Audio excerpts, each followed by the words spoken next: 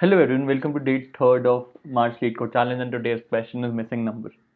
In today's question, you are given an array of n distinct integers that are in the range of 0 to n, and there is one element that is missing from this array. What we need to return? We need to identify that missing element. That's it. So let's look at one of the examples. The example says you are given 1, 0, and 3. And what is n here? N is the length of this array, which is 3. Which one would be the missing number? 2 is missing from the ideal scenario, and we have to return 2. And let's walk through the second example. In this case, we are given what is n here? N is 2, which is the length of this nums array, and which number happens to be missing? 2 itself is missing. We need to return 2. And let's have a look at the last example. What is the length of the array? The length of the array is 1. N is 1. 1 itself is missing. We need to return 1 as an answer. So let's quickly look at the presentation that I have created for this. I hope you will be able to solve this question by yourself. You just need to validate the thought process that I have and you have for today's question. It's a pretty easy question. Just we'll be solving it by two approaches, and I hope you are yourself are able to come up with both these approaches. So the first one goes like this. This is the input array, and n would be the length of the array length.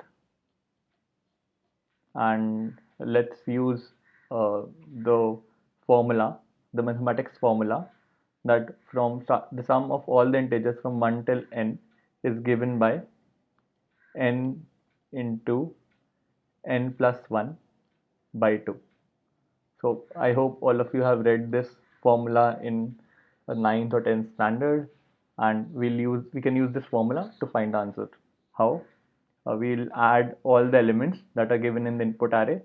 The sum here would be 4, and what is the value that is returned by using this formula? N being 3, 3 into 4 by 2, which would be 6.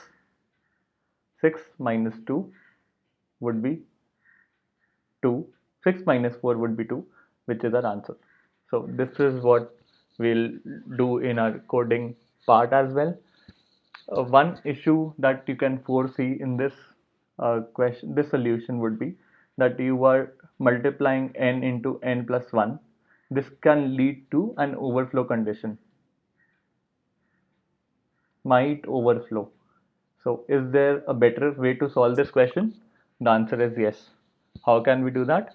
Let's talk about the second approach. The second approach is by using the XOR functionality. What we will do?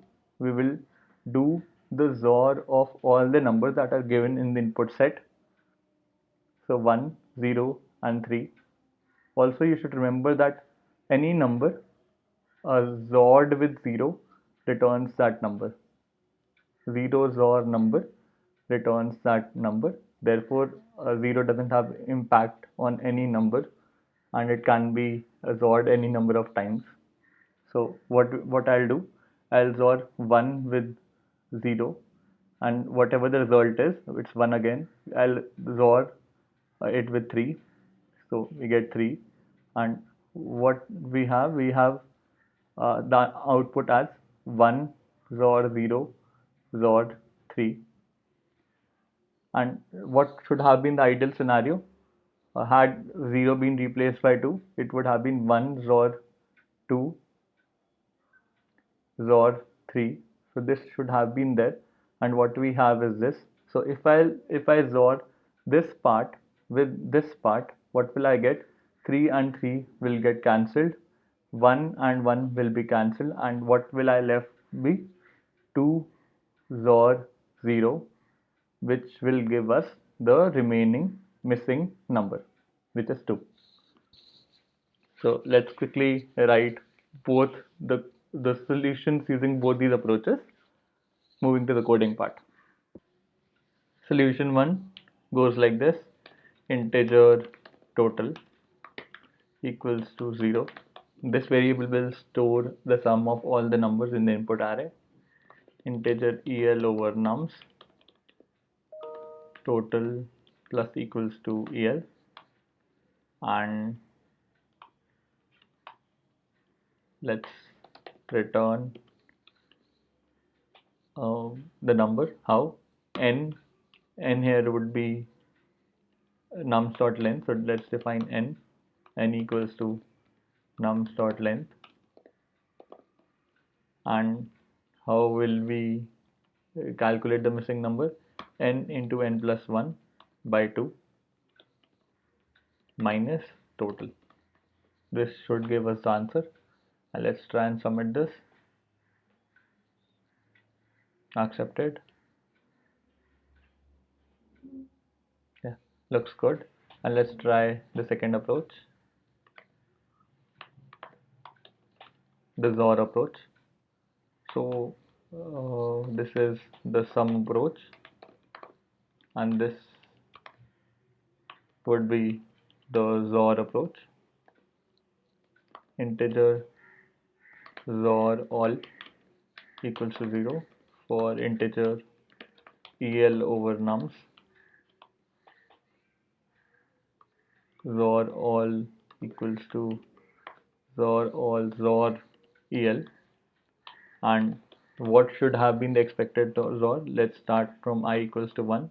I is less than nums dot length, I plus plus. Where we'll store the result? We'll store it in another variable, XOR actual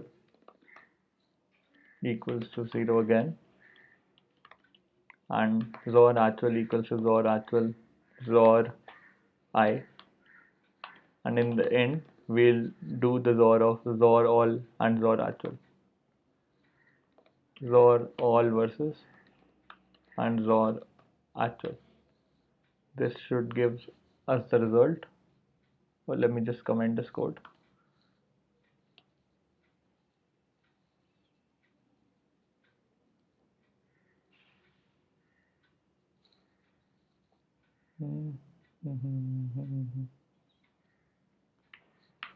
I missed an equal to here, sorry for that. Looks fine, and let me just submit it. Accepted. What is the time complexity of both these approaches? The time complexity is order of n, and space complexity is again order of 1, because we are using constant space in both these approaches. The only caveat here is the overflow condition. It might lead to overflow condition, but in this case, in all the test cases given to us, it's not. Thanks for watching the video. Hope you enjoyed it.